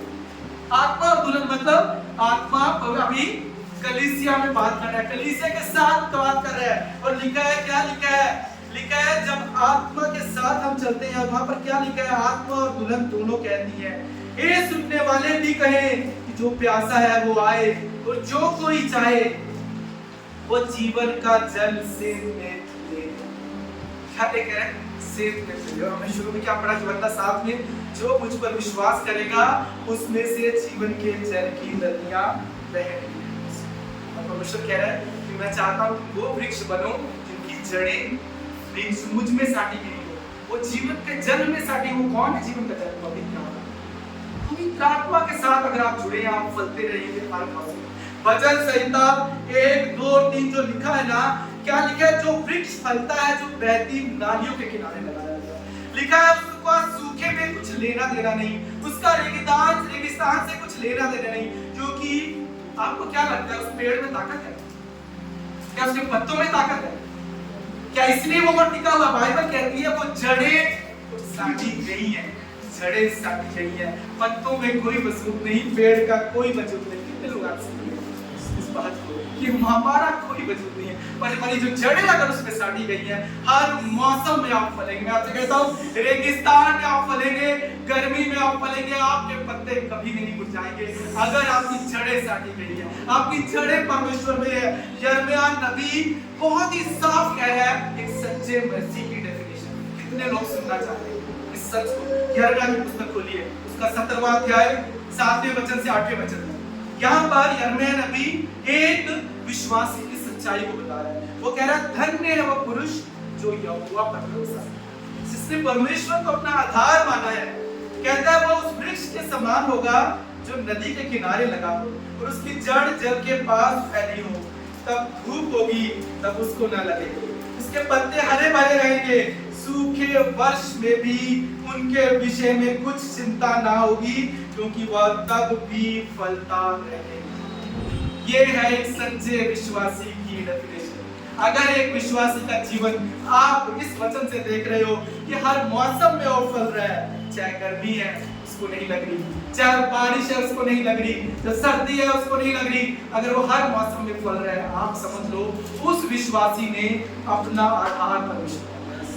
और जो नहीं फल रहा है इसका मतलब है उसने अपने जीवन के हर क्षेत्र में अपने प्रभु का आधार नहीं, कुछ क्षेत्रों में अपनी मर्जी कर रहा है और वहां पर शैतान विनाश कर रहा है, वहां शैतान घात कर रहा है और वहां शैतान उस जीवन को वहां से चुरा रहा है। संडे को अद्भुत वचन हम अभिषेक से भर गए। 5 दिन आपने अपनी मर्जी की सारा अभिषेक कर लिया, सारा अभिषेक आप खाली हो जाएंगे, वो जीवन नहीं देख पाएंगे। एक दिन कलीसिया में आपको आनंद आएगा, आपको लगेगा मैं यहाँ पहुंच गया, वापस जाएंगे, छठे दिन तक आप सूख जाएंगे। क्यों वो मसीह 7वें दिन तक अगले संडे तक वैसा ही भरा रहेगा, वैसे ही जोश में आएगा अगर वो उसकी जड़ें बाइबल क्या बोल रही है, हर मौसम में क्या लिखा है, उसके पत्ते हरे भरे रहेंगे। याद रखिए, सूखे वर्ष में भी उनके विषय में कुछ चिंता न होगी, क्योंकि वह कब भी फलता रहेगा। ये है एक सच्चे मसीह की डेफिनेशन। हमने यीशु में सिर्फ नया जन्म नहीं पाया, जीवन पाया। कहते हैं हम तो न्यू नए जन्म लिया मसीह, नया जन्म मसीह ने नया जीवन पाया, और वो जीवन हमारे जीवन से दिखना चाहिए। और जीवन परमेश्वर कह रहा है मैं तुम्हें फलदायी बनाना चाहता हूँ। आज कहिए मैं फलदायी हूँ प्रभु की पवित्र आत्मा के द्वारा, मैं उस जीवन देने वाले आत्मा के द्वारा फलदायी हूँ। आइए घोषित कीजिए अपने जीवन में और कहिए प्रभु कि मैं फलदायी हूँ, मेरे बच्चे फलदायी है तेरी आत्मा के द्वारा। यशायाह 32:15 में लिखा है, जब तक आत्मा ऊपर से हम पर उंडेला ना जाए, जंगल फलदायी बागी, जब तक आत्मा उंडेला ना जाए तब तक आप फलदायी नहीं हो सकते। ये जीवन देने वाला आत्मा है, जीवन देने वाला ऐसे काम करता है, वो फलदायी बनाता है। किसी के 1 साल का बच्चा हो गया, आपके 5 साल में नहीं, 6 साल में नहीं, परमेश्वर कहता है मैं इस सूखे कीड़े को मैं तुम्हें भारी बना दूं। परमेश्वर काम करेगा ना, आप कहो खुदा ये क्या है, 1 बच्चा 2 बच्चे, जहाँ बच्चे थे ही नहीं। हमारी जब शादी हुई 5 साल तक हम बच्चे की तरफ भटक रहे थे, हर जगह हम गए, कोई स्थान नहीं छोड़ा। मैं आपसे कहता हूँ, पूर्व से पश्चिम, उत्तर से दक्षिण, भारत के कोने कोने हम भागते रहे और एक दिन हम रेगिस्तान में पहुंचे, जैसलमेर में पहुंचे। वहां पर एक मसीह बहन ने कहा, सब जगह तुम भाग चुके, थक चुके हो, आज एक मैं नाम बताती हूँ, उस नाम को तुम जानो, नाम है यीशु नाम। इसने हमें यीशु नाम दिया, उस रेगिस्तान में हमने उस यीशु नाम को स्वीकारा। हमने वहां पर दोनों ने प्रभु पर विश्वास किया, उसे कहा प्रभु हमारी ये विनती है, हमारे इस जीवन में सुख है। तू कहता है कि जीवन देने वाला परमेश्वर, हम उस खुदा को जानते नहीं कि पहली प्रार्थना सुखे के लिए, जो गर्भ का सुख था, 5 साल से गर्भ का सुख था, तो पहली प्रार्थना एक अनजान परमेश्वर से उस सुखे के लिए, और परमेश्वर कहता है कि मैं बहाली करने वाला हूं। 5 साल की उस बहाली को परमेश्वर ने 9 महीने में, आपसे कहता हूँ पहली प्रार्थना तो खुदा का अनुग्रह है। पहली प्रार्थना 9 महीने के बाद, इस खुदा को हम नहीं जानते, परमेश्वर हमें पहले के साथ कहता है मैं जीवन देने आया हूं। आज हम जान पाए वो सिर्फ हमारी उस भूख के सूखे को बदलने नहीं आया था, हमारे जीवन को बदलने आया। आज उस जीवन को जब अपने जीवन में हम देखते हैं, उस बेहतर सोते को देखते हैं, हमारे बच्चे जब दोनों यहाँ बचाते हैं, तो परमेश्वर तब हम जान पाते हैं, परमेश्वर कहते हैं कि मैं तुम्हारे जीवन से जीवन की नदियां बहाऊंगा। हमें ये समझना है, मैं अपनी बात नहीं कर रहा, ये खुदा का अनुग्रह है, हमारी कोई बड़ाई नहीं है। हम तो आज भी एक साधारण इंसान है, सुख दुख भोगी इंसान। आज भी मैं यहाँ से अगर थोड़ा लापरवाह हो जाऊं तो मुझे सर्दी लग सकती है, फिर मैं खांसी लग जाऊंगा। ऐसा नहीं कि प्रभु का मुझ पर अनुग्रह है तो मुझे कभी सर्दी नहीं लगे। हम तो सुख दुख भोगी इंसान है, पर वो खुदा कह रहा है कि मैं सूखे टीले को मैं सूखा बना सकता हूँ। वो हमारा परमेश्वर कर सकता है जब हम अपना जीवन उसको सौंपना है। परमेश्वर कह रहा है दरवाजा खोलो अपने जीवन का और मैं तुम्हें फलदायी बनाऊंगा। हर एक क्षेत्र में फलदायी होने का मतलब धन नहीं है। मैं आपसे एक बात तो पहले आपको बताता हूँ, धन नहीं है फलदायी होना। फलदायी होने का मतलब है कि कुछ भी हालात परिस्थितियां हो जाए तो वो तेरा आनंद मेरे जीवन से कर दे। ये है फलदायी होना, धन नहीं है। बाइबल में लिखा है धन की बहुतायत परमेश्वर की ओर से गवाही नहीं। कभी भी धन की बहुतायत के लिए आपको गवाही देने की जरूरत नहीं। परमेश्वर कहता है जब मैं जोड़ूंगा ना मेरे सब कुछ जोड़ूंगा, सारी चीजें मुहैया कराऊंगा। पर ये धन की बहुतायत को भी हम गवाही नहीं दे सकते। परमेश्वर ने खुद कहा है धन की बहुतायत, इसका मतलब ही परमेश्वर का काम है। परमेश्वर कह रहा है मैं जीवन देने आया हूं, उसमें एक चीज है धन, उस पे भी तुम्हें अधिकार है। जब धन ने तुम पर अधिकार रख लिया, धन के पीछे तुम भागने लगे, उसके प्रति प्रेम हो गया, तो धन आपको घुमाएगा, वो आपको गिरा देगा, बर्बाद कर देगा। पर वो धन जो परमेश्वर की ओर से आता है उसमें कोई बात नहीं, उसमें कोई दुख नहीं है, उसमें जीवन है। थोड़े में भी आप बरकत को देखोगे, हर मौसम में आप फलोगे, आप आशीष को देखोगे। आपके जीवन में खुदा कह रहा है मैं सब कुछ लौटा दूंगा। परमेश्वर की इच्छा को समझते हैं। परमेश्वर क्या चाहता है? कह रहा है मेरा आत्मा, मैंने ही आत्मा तुम्हें दी है। परमेश्वर कह रहे मैं जा रहा हूँ, मैं अपना आत्मा तुम्हें दे रहा हूँ। वो आत्मा जीवन देने वाला है, वो आत्मा बुद्धि का आत्मा है। बाइबल कहती है वो समझ का आत्मा है। हमें बुद्धिमान बनना है, हमें समझदार बनना है और उस जीवन की आत्मा को अपने जीवन में काम करना है। उसके बगैर हमारे जीवन के हर क्षेत्र में आप बरकत नहीं दिखेगी। मन में नहीं खोलेंगे, जो मन हठीला रहेगा। 10 साल पहले आपका जैसा स्वभाव था, 20 साल बाद भी वैसा स्वभाव होगा, बदला ही नहीं। 20 साल से भी ऐसी बात करता है। क्यों? क्योंकि उस मन को उस बात के लिए खोला, उस मन को वह काम नहीं करेंगे, पवित्र आत्मा काम नहीं करता है, इसलिए पत्थर मन पत्थर ही। बाहर से बरकत मिल सकती है, उससे एक क्षेत्र में मिल जाए, जीवन नहीं बदलेगा। जीवन नहीं बदलेगा तो लोग आप में फल को नहीं देंगे। मैं चाहता हूँ मेरे जीवन, तुम्हारे जीवन से मैं दिखाई दूं। परमेश्वर का एक ही प्लान है, हमारे जीवन से खुदा दिखाई। और कैसे दिखाई देगा? जो फल दिखाई। जब वो फल लोग खाएंगे, कहेंगे ये मसीह है और हम प्रभु यीशु का अनुकरण करेंगे, तब हम उसके सच्चे गवाह होंगे। मैं चाहते हैं कि आत्मा मेरे जीवन में काम, आत्मा कब्जा करे। क्या आपको खुदा की बात सुनो? भाई जब प्रभु से कहे प्रभु आत्मा को हम पर दे। बाइबल कहती है मनुष्य कमरे बनाता है पर घर परमेश्वर। घर वो बनाता है, ऐसा घर नहीं है जिस घर में आनंद है ना, जिस घर में शांति है, जिस घर में रिश्तों में प्रेम है, वो घर है। जहाँ एक मन है वो घर है, और घर परमेश्वर बनाता है। इसलिए धन है मत सोचिए जीवन है, अगर रिश्तों में प्रेम नहीं तो मत सोचिए जीवन है। जिस घर में प्रेम है, जिन रिश्तों में प्रेम है, जिस घर में बरकत है, जिस घर में कोई भी बहता नहीं है, जहाँ लीकेज नहीं है, वो घर परमेश्वर की ओर से बना है। आज खुदा से कहे प्रभु मेरे जीवन को तू बना। आज कोई बार फिर अपना आत्मा हम पर दे। परमेश्वर कह रहा है एक दूसरे को तुम प्रेम में उकसाओ। परमेश्वर कहता है उकसाओ, हमें उकसाना है, हम उकसाते हैं तो पवित्र आत्मा वहां कार्य करता है। और परमेश्वर कहता है भजन संहिता 139 में कि अगर कोई ना मिले तो खुद से एक नया गीत गाओ, खुद से अपने आप को उकसाओ। जब आप खुद से खुद को उकसाते हो तो आत्मा वहां काम करता है।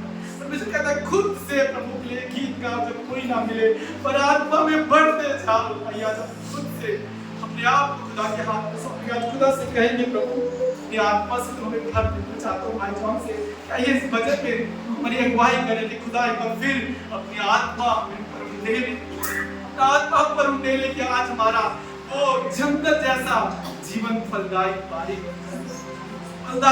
वो खुदा कहता है मैं बनाना चाहता हूँ। आज जितने लोग बनना चाहते हैं अपने हाथों को उठा लें, जो बैठे बैठ सकते हैं, जो खड़े होना चाहते हैं खड़े हो जाएं।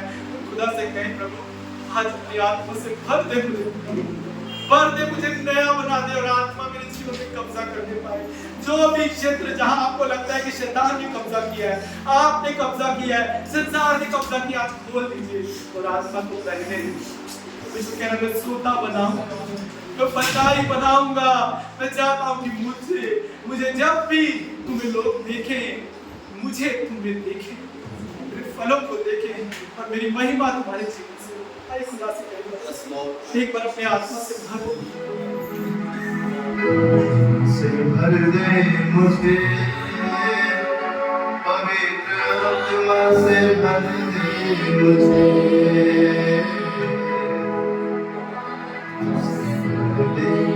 मुझे पवित्र आत्मा से भर दे मुझे। जहाँ भी मैं जाऊँ गीत तेरे गाऊँ, जहाँ भी मैं जाऊँ गीत तेरे गाऊँ। ऐसा मुझे कर दे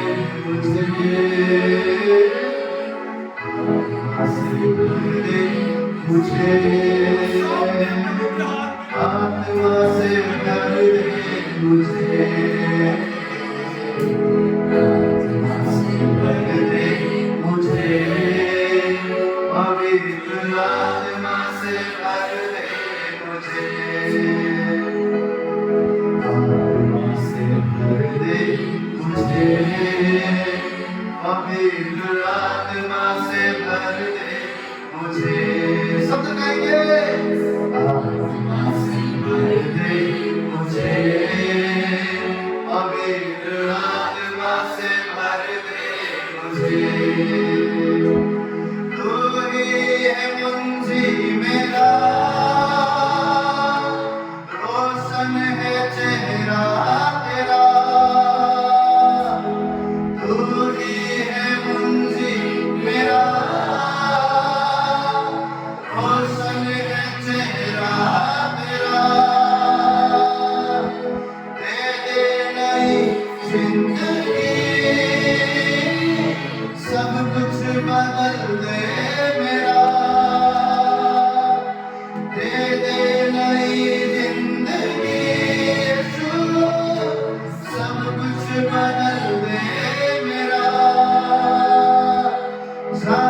भी मैं जाऊं गीत तेरे गाऊं, जहां भी मैं जाऊं गीत तेरे गाऊं, ऐसा यीशु कर दे मुझे,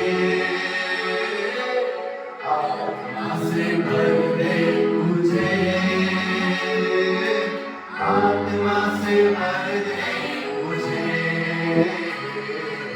आत्मा से भर दे मुझे, पवित्र आत्मा से भर दे मुझे। हम सब ये प्रार्थना होने पाए, आत्मा से भर दे मुझे, पवित्र आत्मा से भर दे मुझे, आत्मा से भर दे मुझे, पवित्र आत्मा से भर दे मुझे, तेरे लिए ही जीऊं, तेरे लिए ही मरूं, तेरे लिए ही जीऊं यीशु, तेरे लिए ही मरूं, तू जिस राह पर चला मैं उस राह पर चलूं, तू जिस राह पर चला मैं उस राह पर चलूं,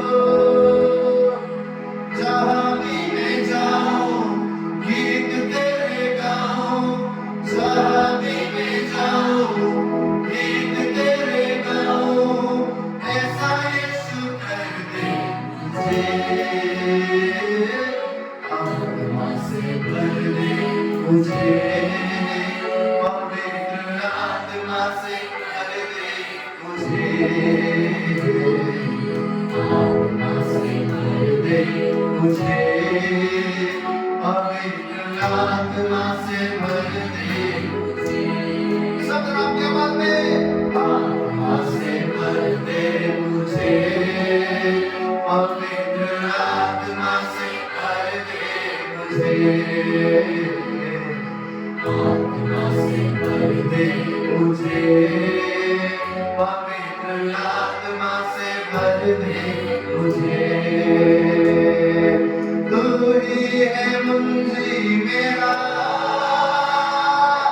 रोशन है चेहरा तेरा, तू ही है मुंजी मेरा,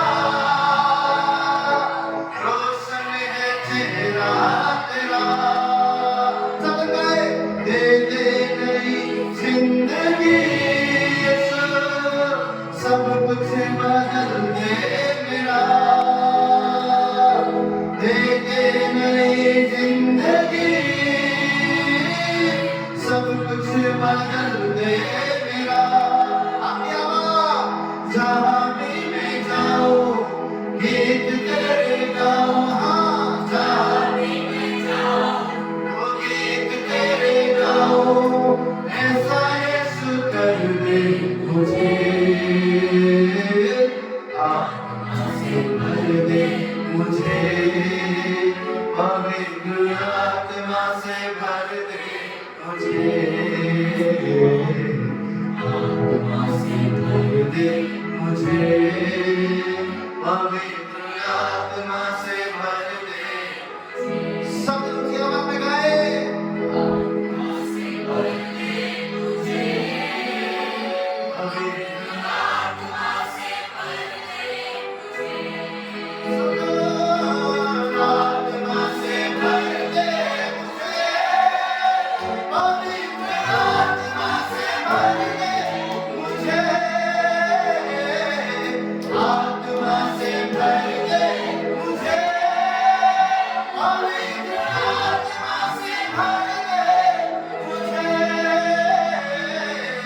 आत्मा से भर दे मुझे, पवित्र आत्मा से भर दे मुझे, आत्मा से भर दे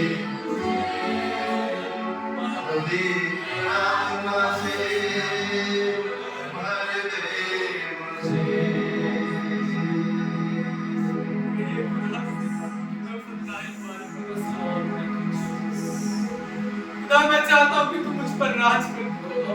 आज अपने आप को सौंप दीजिए, हर एक अपने द्वार को खोल दीजिए। उस खुदा के लिए उसकी रूह को काट दीजिए। और उसका आत्मा जो बैठ है, बाइबल कहती है वचन के अंदर, जब तक आत्मा नाम लेना जाए जंगल बंदाई भारी। आज अपने जीवन के हर जंगल में उसका जीवन देने वाला, जीवन देने वाला आत्मा है। कहिए प्रभु से आज जीवन पा रहा हूँ, उसकी जीवन देने वाले आत्मा के द्वारा मैं जीवन जीऊंगा, मैं फलदारी पानी बनूंगा, मेरे बच्चे बरकत में रहेंगे, मेरी पीढ़ियों पर खुदा की करुणा रहेगी।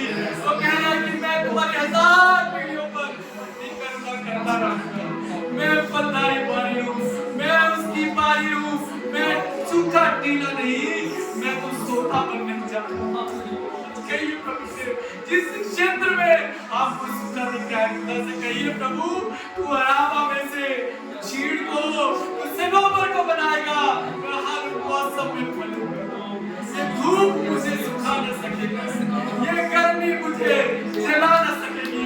कहिए आज मेरी जड़ें मेरे खुदा के साथ साथ गई है, मैं हर मौसम में फलूंगा, मैं फलवंत होऊंगा, मैं बरकत में रहूंगा। इस संसार में चाहे अकाल हो जाए, पर मैं तो बरकत ही देखूंगा। यूसुफ कहता है प्रभु तूने तो मुझे इस दुख भरे देश में फलदाई बनाया। आया तुम कहे यूसुफ के सवाल खुदा कि तूने हमें फलवंत होने, इस देश में, इस शहर में हमें फलवंत होने के लिए बनाया। और हम तेरी आत्मा के द्वारा अपने जीवन में तेरे फलों को देखेंगे, हमारे जीवन से लोग इन फलों को चखेंगे और यीशु के पीछे चलेंगे। हम तेरे गवाह ठहरेंगे प्रभु, हम तेरा नमक, तेरी रोशनी बनेंगे, हम तेरी फलदाई बारी बनेंगे खुदा। ओ खुदा इन फलों के द्वारा हम कईयों के लिए आशीष बनेंगे। आज हम कहते हैं जो आशीष तूने अब्राहम को दी, तेरी आत्मा के द्वारा वो हमने ग्रहण किया, वो हमारे जीवन में पूरा होगा देखेंगे। उस क्रूस के द्वारा वो जीवन हमने पाया, वो जिंदगी हम जिएंगे, हम फलदायी होंगे खुदा तेरे जीवन देने वाले आत्मा के द्वारा। धन्यवाद तेरे प्रभु कि आज तूने हमें नया बनाया है और ये जिंदगी तेरी महिमा के लिए, तेरी महिमा के लिए परमेश्वर हमेशा उपयोग होती रहेगी। प्रभु हम उकसाएंगे एक दूसरे को तेरे प्रेम में खुदा, और खुद को उकसाएंगे तेरे गीत गाकर खुदा, तेरी महिमा करके परमेश्वर, और आत्मा हमारे जीवन में सदा प्रबल तेरे हाथ में खुद को सौंप तेरा सम्मान कर। आत्मा सदा हम पर राज करे, हमारे घरों पर राज करे, हमारे मनों पर राज करे। आज हमारे जीवन की हर एक परिस्थिति को तेरे हाथ में सौंप देते हैं, हर परिस्थिति को, हमारे बच्चों को, हमारे खतों को, हमारे काम धंधों को प्रभु, हमारे मन, आत्मा, शरीर को तो चाहते हैं आत्मा हर जगह काम करे, हर जगह हमारे जीवन में उजाला हो जाए।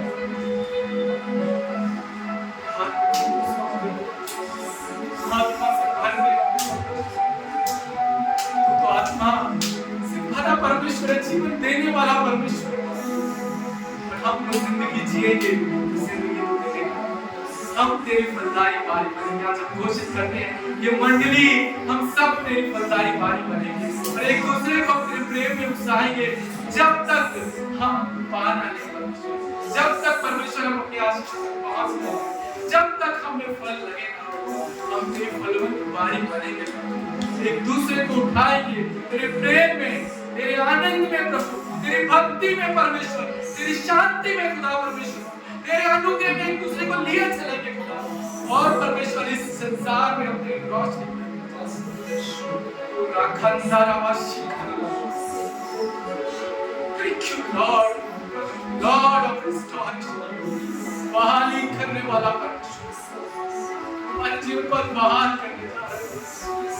जो मनुष्य के लिए संभव है वो परमेश्वर के साथ आज अपने जीवन के हर क्षेत्र में तेरी आत्मा के द्वारा बहाली देंगे। और अब हम वो ना रहेंगे जो थे, अब हम वो बनेंगे जो तू बनाने आया। हम यहाँ से बदल कर जाएंगे और अब वो दौड़ेंगे आत्मा के द्वारा, नई दौड़ परमेश्वर। मदद तेरी बात देखना, तेरी मदद बात तेरा रूह सदा आत्मा में चला, सब कुछ चला और हमसे प्रेम किया। धन्यवाद यीशु, सारी महिमा दुआ को यीशु के सामने आमीन।